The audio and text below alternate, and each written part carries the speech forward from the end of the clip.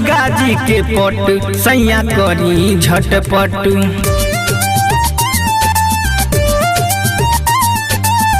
खुलल दुर्गा जी के पट सैया करी झटपट। सभे गईल घूमे हमही बानी लेट से, सभे गईल घूमे हमही बानी लेट से।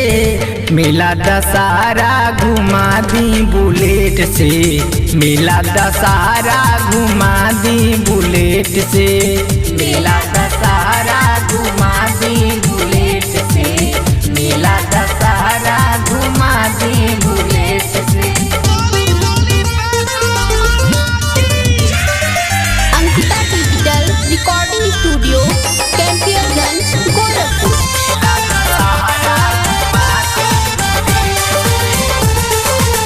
चुनरी चढ़ा के घूमल जाई सगरो मेला, मनावा में ललसा देखती सर्कस के खेला।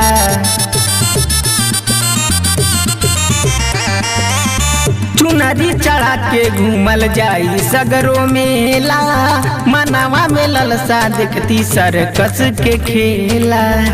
खुश करब माई के चुनरी के भेंट से, खुश करब माई के चुनरी के भेंट से। मेला दशहरा घुमा दी बुलेट से, मेला दशहरा घुमा दी बुलेट से। मेला दशहरा घुमा दी बुलेट से, मेला दशहरा घुमा दी बुलेट से।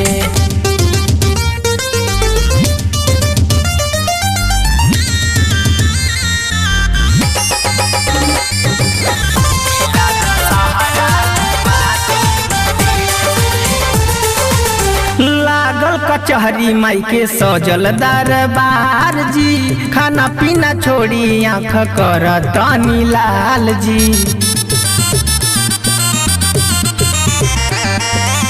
लागल कचहरी माई के सजल दरबार जी, खाना पीना छोड़ी आँख कर तनी लाल जी। लौटे न खाली ऋषि मुनि माई के गेट से, लौटे न खाली ऋषि मुनि माई के गेट से। मेला दशहरा घुमा दी बुलेट से, मेला दशहरा घुमा दी बुलेट से।